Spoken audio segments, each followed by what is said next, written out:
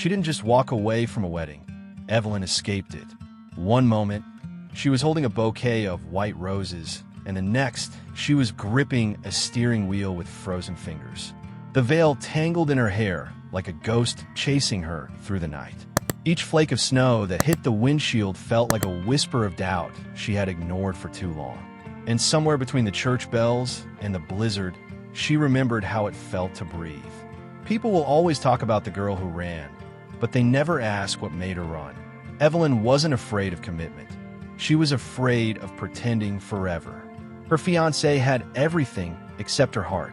The wedding felt like a transaction, a parade for appearances. And sometimes, choosing yourself means disappointing everyone else, even those who smiled at you with pride moments before. The snow wasn't part of the plan. It came suddenly, furiously, as if nature itself wanted to cover her tracks. With each mile she drove, the world behind her faded like a photograph left out in the rain. The wipers couldn't keep up with the storm, and her tears blurred what the snow hadn't already hidden. In that blinding cold, she felt strangely alive, raw, exposed, but real. Every love story has a beginning, but some begin with an escape. This wasn't a movie scene, though it felt like one. Her heels were still on, her dress soaked to the bone, and the silence on that road was louder than any vow she might have said. It wasn't just about running away, it was about running toward something. Even if she didn't know what yet, she could have turned back. The guilt clawed at her. Images of her mother crying, of guests whispering behind white-gloved hands. But what waited at the altar wasn't love. It was duty dressed in lace. Evelyn needed to feel something, even if it was the sting of snow on her skin and not a kiss on her lips. That night, she married courage instead. And then, the mansion appeared, like a relic carved out of time. It rose from the blizzard with an eerie grace. The windows were dark, the gates slightly open as if inviting her in or warning her away. She didn't question it. She was too cold to care, too tired to wonder if she was trespassing. All she knew was that something about this place called to her. You ever have that feeling that you're not just going somewhere, but being pulled? As if the storm didn't lead her off course, but led her home? Evelyn couldn't explain it. But as the snow swallowed her tracks, she stepped through those gates. And whatever was waiting inside had been waiting for years. The moment Evelyn pushed through the iron gates, it felt like time itself exhaled. The snow muffled every sound, and yet the mansion's presence roared in her chest. Its towering walls stood solemn, cloaked in frost, like a monument abandoned by love. She hesitated at the threshold, boots sinking into untouched snow. There was something sacred about untouched places, especially the kind no one dared to revisit. The front door creaked open without resistance, as if the house had been holding its breath for her. Inside, the cold bit harder than outside. Everything was still, as if life had been packed away and forgotten. A chandelier hung above her, dust frozen mid-fall. It was like stepping into a dream preserved in ice, a dream no one wanted to wake from. Her footsteps echoed across marble floors, each one stirring stories buried beneath the silence. Portraits lined the hallway, their faces faded but eyes piercing. Every corner whispered something unspoken. Evelyn wrapped her coat tighter, not just against the cold, but against the strange familiarity of this place. There's a certain chill that doesn't come from temperature. It comes from knowing you don't belong, and yet, you do. Frost had crept into every crack, blanketing wood and glass like a second skin. It was beautiful in a forgotten kind of way, the way an old book smells of secrets. Evelyn felt like she was trespassing inside someone's heartbreak. She wanted to speak, to call out, but the silence felt sacred, like disturbing it would shatter whatever held this place together. Sometimes silence isn't empty. It's full of all the things never said. And then she saw him. At the top of the grand staircase, a figure emerged, still as stone, watching her without surprise. He wore the kind of presence that filled a room without moving. Shadows clung to him like they'd lived on his shoulders for years. His gaze didn't ask who she was. It asked why she had taken so long. Evelyn froze, not from fear, but because something deep inside her recognized him, though they'd never met. He didn't speak. He simply turned and walked away like a ghost who didn't need to haunt because he already had. And Evelyn followed, not because she trusted him, but because the house seemed to demand it. With every step, she felt like she was walking into someone else's memories. Or maybe stepping into a story she was always meant to be part of. There are places in the world that hold pain like a memory, refusing to let it fade. And some people, become part of that architecture. Evelyn didn't know what this mansion held behind its frost-covered doors, but one thing was certain: it hadn't been asleep. It had been waiting. Adrian Thorne hadn't looked someone in the eye for years, not since the world he built collapsed in silence. His solitude wasn't just a preference, it was a shield. The kind of shield you forge after being shattered by someone you trusted too deeply. His wealth had become irrelevant. His name whispered in boardrooms he no longer entered. But in that mansion, he wasn't a billionaire. He was a man hiding from a story too painful to finish. When he saw Evelyn, it wasn't just her presence that startled him. It was her face. The shape of her eyes, the curve of her mouth, it brought back ghosts. She resembled someone he once loved, or maybe someone he tried too hard to erase. Memory and illusion blurred under candlelight. Her sudden arrival during a storm didn't feel like chance. It felt like fate knocking with snow on its boots. Behind every powerful man is a scar the world doesn't see. Adrian's was carved by betrayal, the kind that doesn't scream, but whispers until you believe it. Evelyn's father had been his friend, his partner, his downfall. Trust became a poison he drank too willingly. And now, standing before him, was the daughter of the man who burned everything to the ground. She didn't know. That much was clear. Her eyes held confusion, not guilt. And that innocence made it worse. Adrian wanted to hate her, to send her away before old wounds reopened. But pain doesn't always obey logic. Sometimes, the heart wants to watch the fire, even if it's the same one that burned it before. She was here, and that changed everything. The snowstorm outside seemed to echo the storm within him. For years, the mansion had mirrored his silence, frost sealing shut doors he never dared reopen. But Evelyn's arrival cracked something. Her presence unsettled the dust, stirred memories he'd kept in vaults. And though he remained cold on the surface, there was heat in the way he watched her. A warning, or a flicker of something else. Adrian wasn't a villain in his own mind. He was a survivor of a betrayal so deep it froze him from the inside out. Evelyn, unknowingly, had stepped on a land mined by old secrets. She didn't ask to inherit this tension, but fate rarely offers a choice. What do you do when the person you should hate reminds you what it felt like to feel? Adrian didn't have the answer, yet. The air between them grew heavier with every passing hour. He avoided her gaze, but not her presence, as if part of him needed to remember, and another part needed her to leave before it was too late. Because once frost begins to melt, it reveals everything buried beneath. And Evelyn had already begun to thaw something he swore he'd never feel again. Sleep didn't come easily in that mansion. Evelyn lay in a room draped in velvet and quiet, yet her thoughts refused to rest. There was a heaviness in the air, like the house breathed with memories. Every creak of the floorboards whispered names she didn't know. Something unseen seemed to pull at her, urging her to rise, to uncover what was buried. She wandered down a dark hallway, her fingers grazing the walls, guided by instinct rather than reason. One door stood out, older, heavier locked.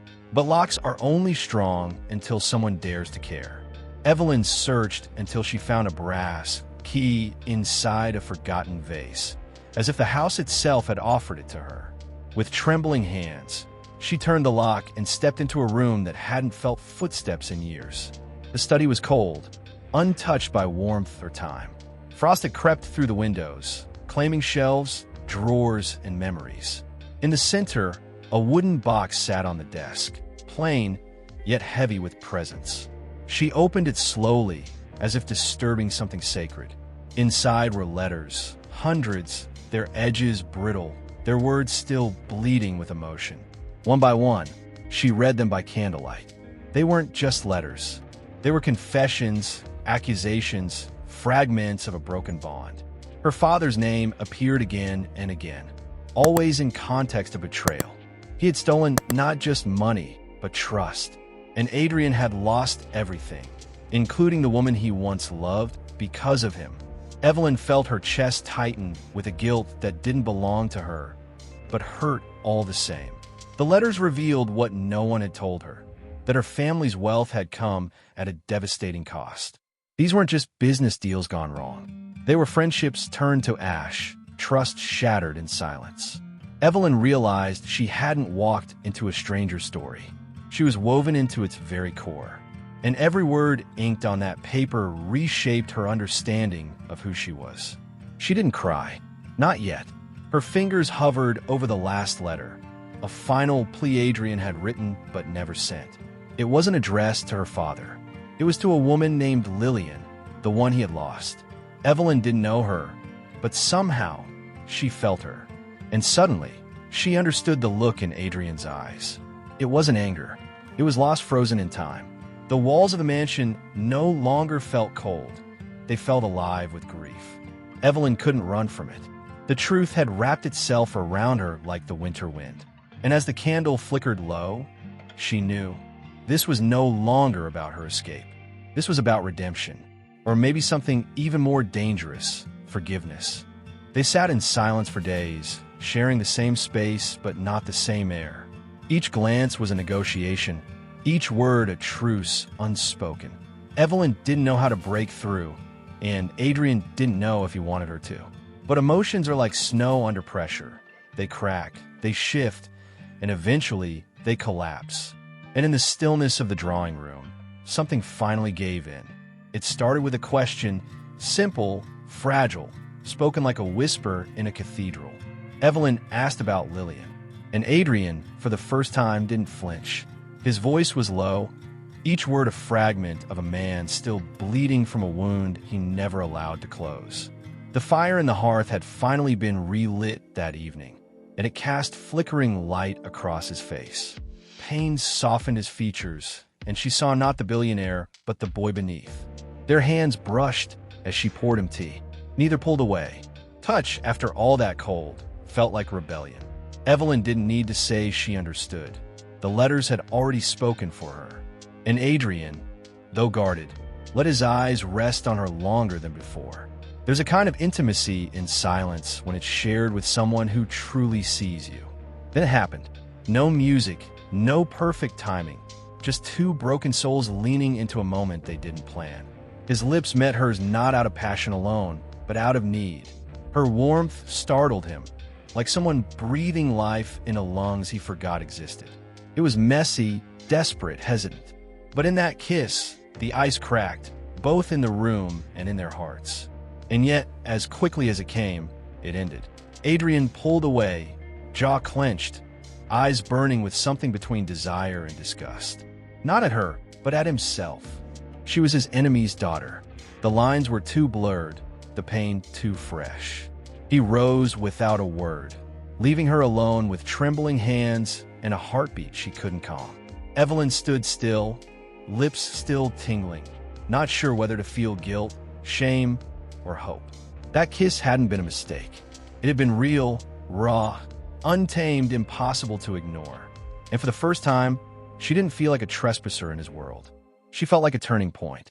But love born in frost always comes with thorns, especially when it shouldn't exist at all. She didn't follow him. Not that night. Some doors you don't knock on twice. But something had shifted between them. Something irreversible. Whether it melted or froze again, that would depend on what came with the morning. Morning arrived quietly, tiptoeing through the frost-covered windows. Evelyn stood by the heavy oak door, her suitcase beside her like a silent companion. The snowfall hadn't stopped, but it had softened, like even the storm had grown tired of fighting. She held the doorknob without turning it, unsure if the real weight in her hand was metal or memory. Behind her, the mansion sighed, as if it already missed her. She didn't feel like the same woman who ran from a wedding just days ago. That version of her had been afraid, lost in expectation. But this Evelyn was carved by revelation, stitched together by truth, pain, and something dangerously close to love. She wasn't running anymore. She was choosing, and that distinction made all the difference in the world. Adrian hadn't come down to say goodbye.